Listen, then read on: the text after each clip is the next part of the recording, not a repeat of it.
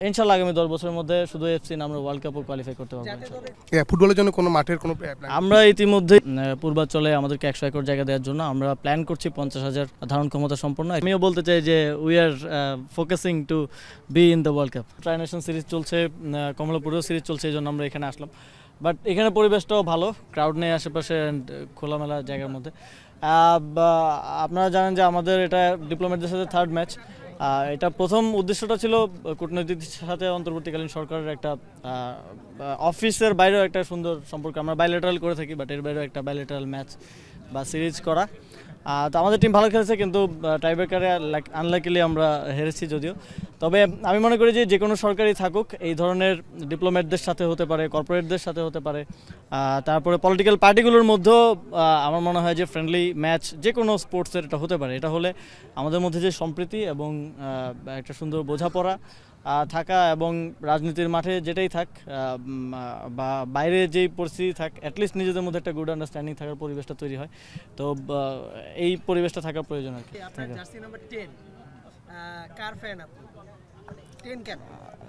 আমি তো পেলের ফ্যান, আর রোনালদো ওইটা তো 7 না, বাট আমি মূলত পেলের ফ্যান, আর রোনালদো হচ্ছে এখন যার খেলা দেখে দেখে বড় হয়েছে আর কি। ফুটবলারদের কয়েকজন পার্সোনালি আমার কাছে জানতে চাচ্ছিল যে মানে তারা একটু তাদের যে পুরস্কারটা ঘোষণা করেছিলেন ওইটা কবে নাগাদ ফুটবলাররা পেতে পারে। আমরা বাফুফে থেকে তালিকা চেয়েছি, অতিরিক্ত প্লেয়ার সহ স্টাফ কাদেরকে আমরা দিব, তালিকাটা পেলে আমরা তাদের নামে চেক ইস্যু করে দেবো।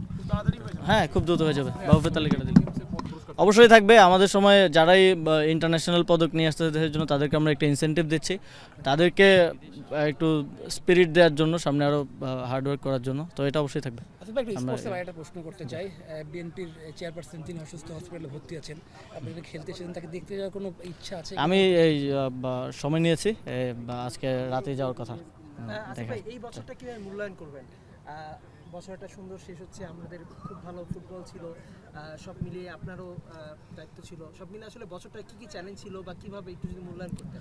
স্পোর্টসে আমাদের জন্য এই বছরটা স্পেশাল, এবং আমাদের সবচেয়ে বড় ইভেন্ট আমি মনে করি যে একটা ভালো খেলা দিয়ে ইন্ডিয়ার বিপক্ষে আমরা 22 বছর পরে জিতলাম, সেটা দিয়েই বছরটা শেষের দিকে যাচ্ছে।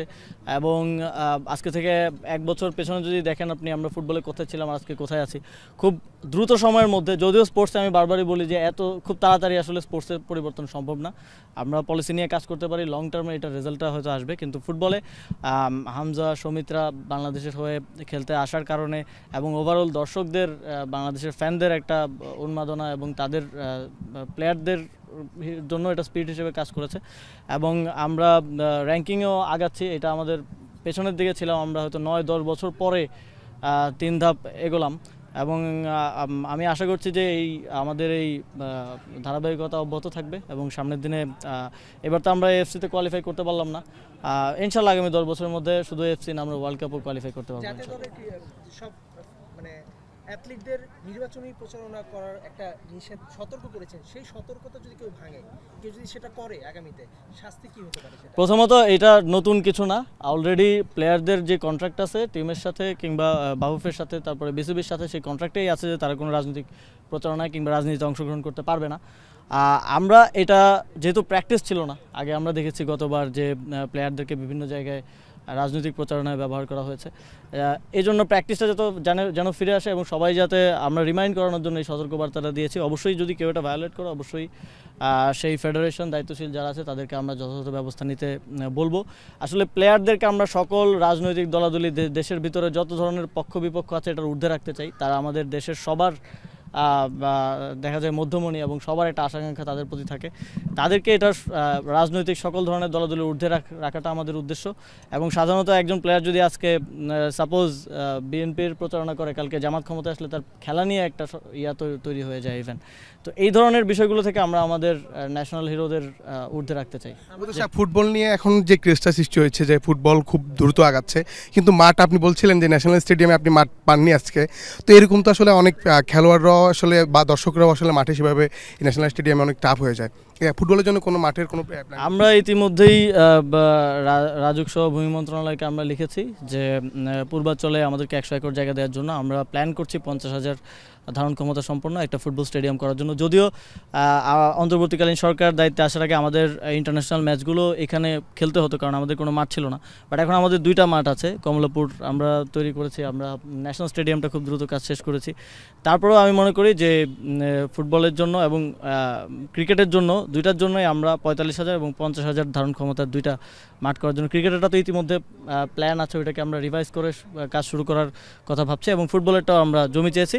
আশা করি যে পার্সু করে দ্রুত সময়ের মধ্যে আমরা শুরু করতে পারবো। লাস্ট একটা ইম্পর্টেন্ট কোশ্চেন, আমরা দেখেছি এর আগে ফেডারেশনগুলোতে একপাক্ষিক নির্বাচন হতো, অর্থাৎ কোনো প্রতিদ্বন্দ্বী থাকতো না, বিনা প্রতিদ্বন্দ্বিতায়। আমরা দেখতে পাচ্ছি যে বিওএ বাংলাদেশ অলিম্পিক অ্যাসোসিয়েশন, সেখানেও মহাসচিব এবং সহসভাপতি যে পদগুলো আছে সেগুলো বিনা প্রতিদ্বন্দ্বিতায় নির্বাচিত হতে যাচ্ছে।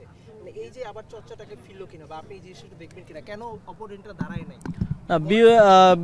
আমি ফলো রেখেছি, যদিও আপনারা জানেন যে অলিম্পিকের গাইডলাইন অনুযায়ী অলিম্পিক অ্যাসোসিয়েশন চলে, ইন্টারন্যাশনাল অলিম্পিক অ্যাসোসিয়েশনের গাইডলাইন অনুযায়ী, ফলে আমাদের আসলে খুব বেশি কিছু করার থাকে না।